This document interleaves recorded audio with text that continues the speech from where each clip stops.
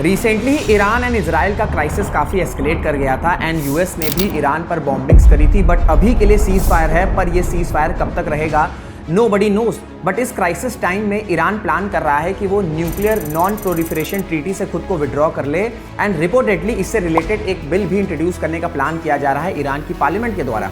सो Iran ने NPT को 1970 में रेटिफाई किया था, ईरान के इस्लामिक रेवोल्यूशन के 9 साल पहले। सो नॉन प्रोलिफरेशन ट्रीटी है क्या, इस ट्रीटी का बैकग्राउंड क्या है, वर्ल्ड में कैसे न्यूक्लियर आर्म्स रेस की शुरुआत हुई, इंडिया का क्या स्टांस है एनपीटी को लेकर, एंड अगर ईरान एनपीटी से खुद को विड्रॉ करता है तो इसका इंपैक्ट क्या हो सकता है, इन सब एस्पेक्ट्स को हम इस वीडियो में समझने की कोशिश करेंगे। हेलो एंड नमस्कार, this is Rishabh Singh and you are watching Shriram IAS UPSC prep. And इस वीडियो में हम समझेंगे the history of non proliferation treaty. But video start करने से पहले एक इन्फॉर्मेशन, अगर आप यूपीएससी एस्पिरेंट हैं एंड कंफ्यूज हैं अपनी प्रिपरेशन को लेकर, तो आप सभी डाउट्स अपने फ्री 1-to-1 मेंटरशिप फॉर्म में फिल कर सकते हैं, जो आपको डिस्क्रिप्शन में मिल जाएगा। So now let's start the video. So the first aspect is what is the non proliferation treaty. देखिए, एनपीटी एक लैंडमार्क इंटरनेशनल ट्रीटी है जिसका ऑब्जेक्टिव है nuclear weapons and nuclear technology के स्प्रेड को प्रिवेंट करना और न्यूक्लियर एनर्जी का पीसफुल यूज हो सके, इसमें कोऑपरेशन को प्रमोट करना एंड इवेंचुअली कंप्लीट डिसआर्मामेंट अचीव करना। एनपीटी 1968 में सिग्नेचर के लिए ओपन हुई थी एंड 1970 में फोर्स में आई थी। 11 में 1995 एनपीटी को इनडेफिनेटली एक्सटेंड कर दिया गया था। एनपीटी को टोटल 191 कंट्रीज ने साइन किया है, बट इंडिया, पाकिस्तान और इजराइल ने इस ट्रीटी को साइन नहीं किया है एंड नॉर्थ कोरिया ने 1985 में एनपीटी को साइन किया था, पर 2003 में एनपीटी से खुद को विड्रॉ कर लिया था after it was found to have built an enrichment programme.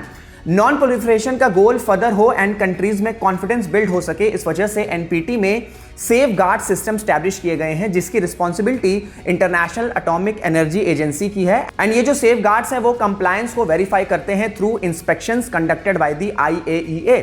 NPT nuclear energy के पीसफुल यूज को प्रमोट करने के साथ साथ सभी कंट्रीज को इक्वल एक्सेस मिल सके इस टेक्नोलॉजी का, ये भी ध्यान रखता है। एंड जो सेफगार्ड्स एस्टैब्लिश किए गए हैं उनका ऑब्जेक्टिव है कि न्यूक्लियर टेक्नोलॉजी को डाइवर्ट ना किया जाए फॉर वेपन यूज। तो एनपीटी है क्या, ये हमने समझा, बट एनपीटी के आने का बैकग्राउंड वो काफी इंपॉर्टेंट है जो कि न्यूक्लियर आर्म्स रेस है। सो अब समझेंगे न्यूक्लियर आर्म्स रेस की बिगिनिंग कैसे हुई।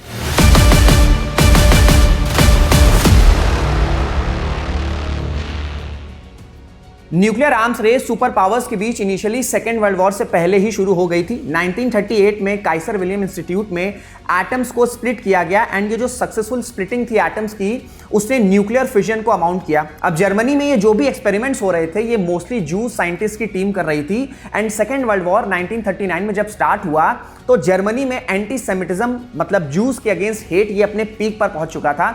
सो इस वजह से मोस्टली जूस साइंटिस्ट जर्मनी से माइग्रेट करके यूएसए पहुंचते हैं, जिनको वहां वेलकम भी बड़े अच्छी तरीके से किया जाता है। और ये साइंटिस्ट अमेरिकन मिलिट्री और अथॉरिटीज को इन सब रिसर्च एंड एक्सपेरिमेंट्स के बारे में बताते हैं जो जर्मनी में हो रहा था। ये वाइड स्प्रेड एप्रीहेंशन था कि जर्मनी सबसे पहला देश बन सकता है जो न्यूक्लियर बॉम्ब प्रोड्यूस ना कर ले, क्योंकि स्प्लिटिंग ऑफ एटम की नॉलेज अवेलेबल है। एटम्स की सीक्रेट पावर का अनलॉक होना कितना सिग्निफिकेंस रखता है ये एल्बर्ट आइंस्टीन से अच्छा कोई नहीं समझ सकता था, क्योंकि रेफ्यूजी साइंटिस्ट जो जर्मनी से यूएसए आए थे उसमें एल्बर्ट आइंस्टाइन भी थे एंड आइंस्टीन ने उस वक्त के यूएसए के प्रेसिडेंट को वार्न भी किया था।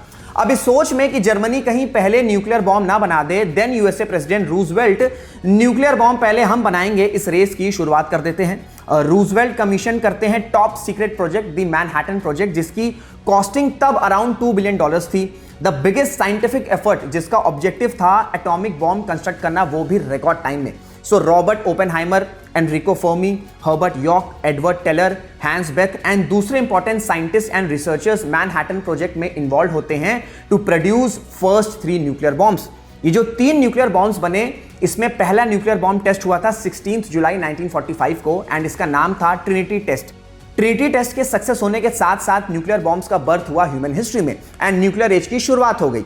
ये जो आर्म्स रेस की शुरुआत होने वाली थी, इसको लेकर कई साइंटिस्ट एंड रिसर्चर्स कंसर्न भी थे, like Niels Bohr the famous Danish physicist. उन्होंने यूएसए के प्रेसिडेंट रूजवेल्ट को लेटर लिखा जहां मेंशन किया कि न्यूक्लियर बॉम्ब की डिस्कवरी एक अनपैरेलल्ड पावर की तरह है जो फ्यूचर वॉरफेयर को पूरी तरह से बदल सकता है।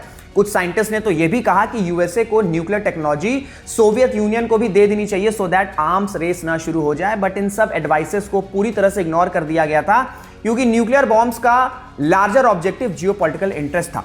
ट्रिनिटी टेस्ट के बाद हिरोशिमा एंड नागासाकी पर एटॉमिक बॉम्बिंग्स होती है एंड जिसके कुछ दिनों बाद ही जापान सरेंडर कर देता है। उधर जर्मनी की भी सभी न्यूक्लियर फैसिलिटीज को डिस्ट्रॉय कर दिया जाता है। हिटलर सुसाइड करता है, जर्मनी भी हारता है and eventually devastating second world war खत्म हो जाता है। अब सेकेंड वर्ल्ड वॉर के खत्म होने के बाद दुनिया दो सुपर पावर्स में डिवाइड हो जाती है। एक तरफ वी हैव यूएसए, दूसरी तरफ वी हैव सोवियत यूनियन। अब यूएसए के पास तो न्यूक्लियर वेपन्स थे, सोवियत यूनियन के पास नहीं थे एंड यहां आता है यूएसएसआर में सिक्योरिटी डिलेमा कि सोवियत के पास भी न्यूक्लियर वेपन्स होने चाहिए in order to counter USA. And 29 अगस्त 1949 सोवियत यूनियन अपना पहला न्यूक्लियर बॉम्ब टेस्ट करता है under a code name first lightning and दूसरी कंट्री बनता है जिसने nuclear weapon successfully test and develop कर लिए थे एंड इसी के साथ deadly nucleus arm race start हो जाती है। सोवियत के बाद 3 अक्टूबर 1952 United Kingdom nuclear weapons test करता है एंड फिर इसी साल मींस 1 नवंबर 1952 को यूएसए पहला हाइड्रोजन बॉम्ब टेस्ट करता है। देन 13 फरवरी 1960 फ्रांस न्यूक्लियर वेपन्स टेस्ट करता है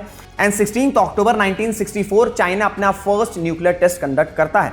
सो एक के बाद एक कंट्रीज में रेस लग गई कि कौन कब न्यूक्लियर वेपन्स टेस्ट और डेवलप करेगा सो दैट पावर बैलेंस बना रहे। अब जब ये न्यूक्लियर रेस स्टार्ट हुई तब ये रियलाइजेशन आना शुरू हुआ कि ऐसे तो कोई भी कंट्री न्यूक्लियर वेपन्स डेवलप कर लेगा एंड कहीं कोई कंट्री में कुछ इशू हुआ तो पता लगा न्यूक्लियर वेपन्स ना यूज हो जाएं। सो इस रियलाइजेशन के साथ अमेरिकन पॉलिसी में चेंजेस आते हैं।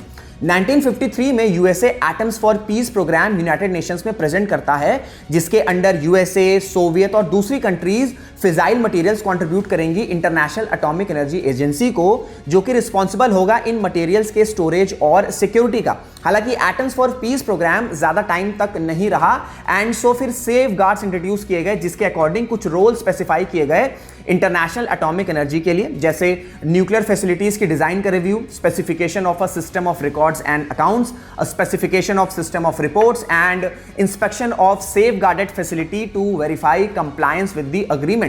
ये जो इंटरनेशनल सेफगार्ड्स थे ये दो फेजेस में थे। पहला प्री एनपीटी जिसमें फोकस इंडिविजुअल कंट्रीज पर था एंड दूसरा एनपीटी यानी के बाद जिसमें यूनिवर्सल नॉर्म्स बना दिए गए थे एंड फिर 1968 में नॉन प्रोलिफरेशन ट्रीटी सिग्नेचर के लिए ओपन होती है to prevent this mad race of nuclear weapon. Now the next aspect is why has India not signed NPT? देखिए NPT में सिग्नेटरीज कंट्री को दो कैटेगरीज में डिवाइड किया गया है। पहली वो कंट्रीज जो न्यूक्लियर वेपन्स रख सकती हैं despite signing the NPT and ये डिसाइड एक रैंडम कट ऑफ डेट से किया गया है विच इज 1 जनवरी 1967 और दूसरी वो कंट्रीज जो न्यूक्लियर वेपन्स नहीं रख सकती हैं। अब NPT के डेट के अकॉर्डिंग सिर्फ 5 कंट्रीज न्यूक्लियर वेपन्स रख सकती हैं which are USA, Soviet Union, now Russia, United Kingdom, France and China, क्योंकि ये सभी कंट्रीज 1967 से पहले न्यूक्लियर वेपन्स टेस्ट कर चुकी थी। सो इंडिया का स्टांस ये है कि एनपीटी बायस्ड है। ऐसा नहीं होना चाहिए कि कुछ कंट्रीज के पास न्यूक्लियर वेपन है बाकियों के पास नहीं है। अगर न्यूक्लियर रेस को रोकना है तो कोई भी कंट्री के पास न्यूक्लियर वेपन्स नहीं होना चाहिए एंड इंडिया तब तक एनपीटी साइन नहीं करेगा जब तक ये डिस्क्रिमिनेशन एनपीटी से रिमूव नहीं होगा। सो ये मेजर पॉइंट है जिसकी वजह से इंडिया ने एनपीटी साइन नहीं किया है, क्योंकि अगर इंडिया एनपीटी साइन करेगा तो भारत को अपने सभी न्यूक्लियर फैसिलिटीज खत्म करनी होंगी एंड इस ट्रीटी के अकॉर्डिंग चाइना के पास तो तब भी न्यूक्लियर वेपन्स रहेंगे। सो भारत के पास न्यूक्लियर वेपन्स ना हो, चाइना के पास हो, ये इंडिया की सिक्योरिटी पर बहुत बड़ा थ्रेट हो सकता है। दैट्स व्हाई इंडिया ने एनपीटी साइन नहीं किया है। बट बावजूद इसके इंडिया की एक प्रॉपर न्यूक्लियर डॉक्ट्रिन है, हम एक रिस्पॉन्सिबल न्यूक्लियर वेपन स्टेट हैं। इसी वजह से यूएस, जापान जैसी कंट्रीज के साथ इंडिया ने सिविल न्यूक्लियर डील साइन करी हुई है। सो ये था इंडिया का स्टांस ऑन एनपीटी। और अब समझते हैं कि ईरान अगर एनपीटी से विड्रॉ करता है तो इसका इंपैक्ट क्या होगा वर्ल्ड पर और इंडिया पर भी। What happens if Iran leaves the non proliferation treaty? Iran NPT का सिग्नेटरी 1970 से है, लेकिन रिसेंटली ही आईएईए के बोर्ड ऑफ गवर्नर्स ने यह हाईलाइट किया है कि ईरान ने अपने नॉन प्रोलिफरेशन ऑब्लिगेशंस को ब्रीच किया है। 2019 से ईरान की साइड से कोऑपरेशन में कमी आई है। जो अनडिस्क्लोज्ड न्यूक्लियर मटेरियल्स हैं या अनडिस्क्लोज्ड न्यूक्लियर फैसिलिटीज हैं, इस पर ईरान प्रॉपर कोऑपरेशन नहीं कर रहा है। सो ईरान अगर एग्जिट करता है एनपीटी से तो दो मेजर कंसर्न्स हैं। पहला ये कि ईरान आईएईए के रेगुलर इंस्पेक्शन से पूरी तरह से आउट हो जाएगा एंड जिससे फिर ईरान के न्यूक्लियर प्रोग्राम के बारे में कुछ भी इंफॉर्मेशन नहीं मिल पाएगी।